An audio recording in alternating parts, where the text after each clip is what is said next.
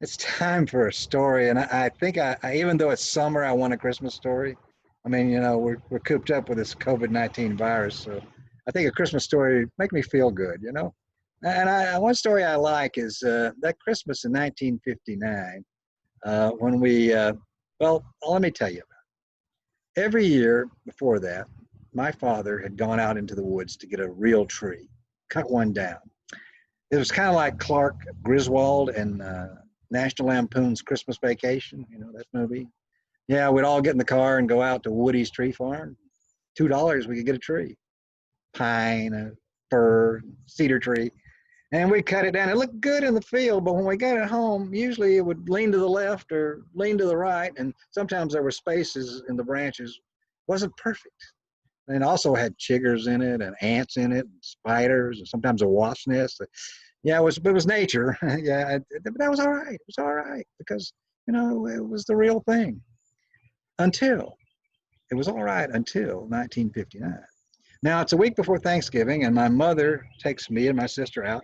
We're shopping. We're looking at Christmas lights. We're in Sears Roebuck, two-story Sears Roebuck, and on the second floor landing there's a display, and she sees it, and she stops because there in the corner, bright, shiny aluminum Christmas tree.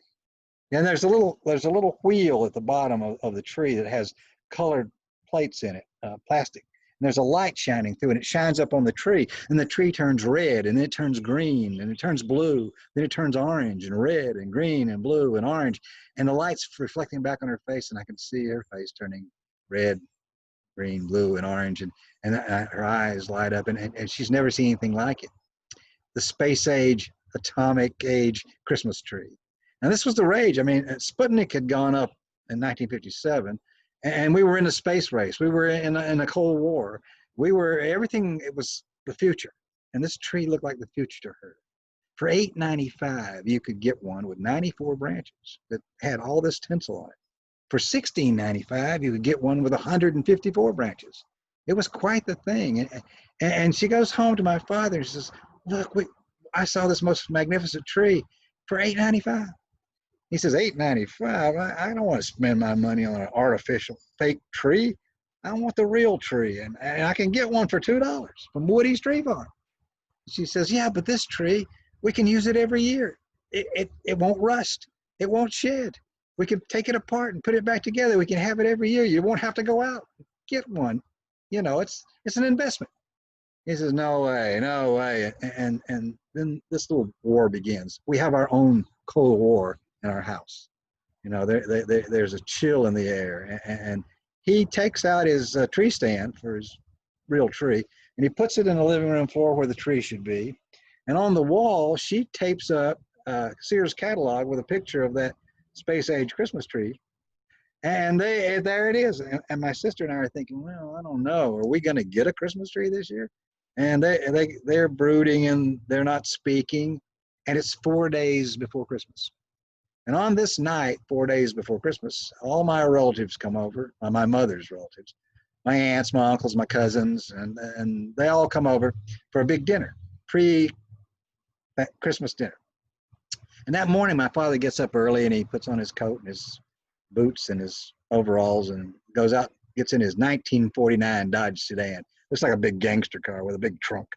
And he opens the trunk, and he throws in a crosscut saw, and he throws in a tarp, and he takes off. He's going to do it. He wants the past. He wants the tradition. He wants to cling to what he knew best. And she wants the future. She wants the modern. She wants to go to the modern age. She's ready to move ahead. And so he's gone. He's going to do it. He's going to end this Cold War by getting his own tree. So the day goes by, and all the relatives show up, and we've got a table load of food. We got all kinds of food down. We put a table and two card tables together, and we spread this out. It goes from the living room into the kitchen, and the relatives are all there. And my father comes roaring up the driveway with his car, and he pulls out a small tree. It's been wrapped in a tarp, and he brings it into the house, and he's beaming. He's, that's my trophy. He's brought in his tree, and he sticks it in a tree stand. And he says, we'll decorate it after dinner.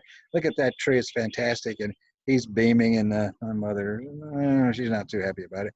She says, go change and wash up in the bathroom, and we'll eat in a minute.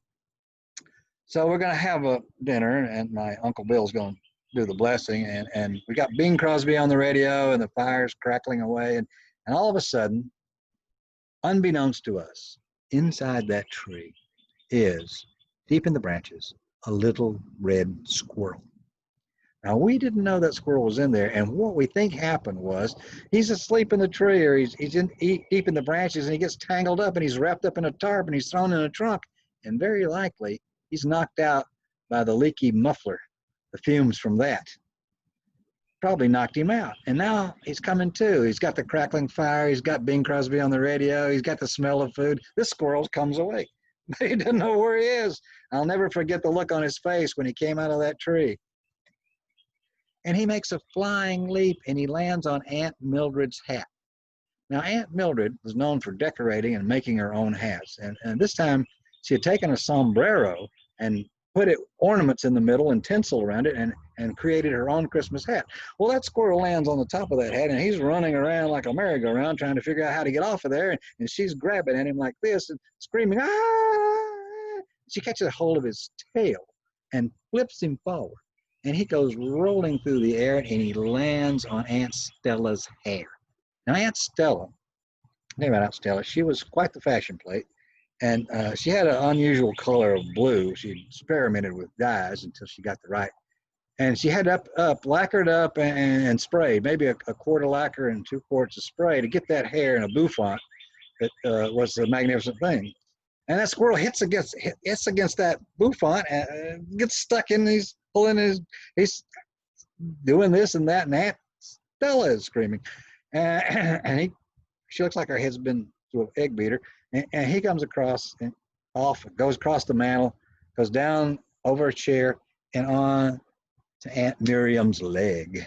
At this point, we think Aunt Miriam may have invented the twist long before Chubby Checker did. She starts doing dance moves we've never seen before. She's going this way. She's going that way. She's going that way. She rolls on the floor. She flips over. And the squirrel, and by this point, the squirrel he's just totally confused. He gets off and goes up on the table and runs right across the top of the table, leaving little tracks in all the food. There's potato salad, there's dressing, there's gravy, there's egg salad, there's turkey and ham. And he stops for a moment at a pecan pie because I don't think he's ever seen nuts prepared that way. And he keeps on going, and he gets all the way to the end of the table and goes into the kitchen floor. And in the kitchen, it's my Uncle George. Now, Uncle George is a mean little guy. He's smoking a cigar usually, and he's tough and wiry and fast. And he makes a flying leap for the squirrel and catches his toe, catches the squirrel's little foot, and he holds on to it for dear life, and that squirrel turns around and bites the end of his finger, and blood squirts everywhere. And the kids, my cousins, we're all laughing. We're laughing our heads off, and the adults are screaming. And about that time, my father comes out of the bathroom, and the squirrel runs between his legs and into the bathroom.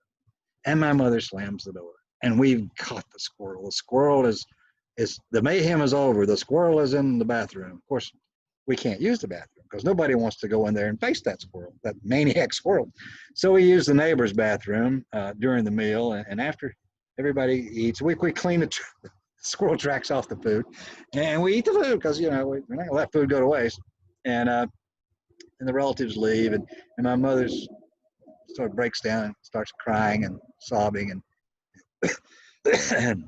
my father says, "Well, it's all right. It's all right. I'm gonna call Vernon's squirrel removal and have them come out and get the squirrel. We'd used Vern before to get a possum from under the house, and Vern's squirrel removal, wild animal removal, will come and take the squirrel away." And she's, "It's the worst. It's too late. It's the worst Christmas ever." My father puts his arm around us. No, it's not the worst. And we start talking about all the things that happened. We remember what our aunts did and how they looked and what the squirrel did, and we start laughing, and pretty soon we're all feeling pretty good about it.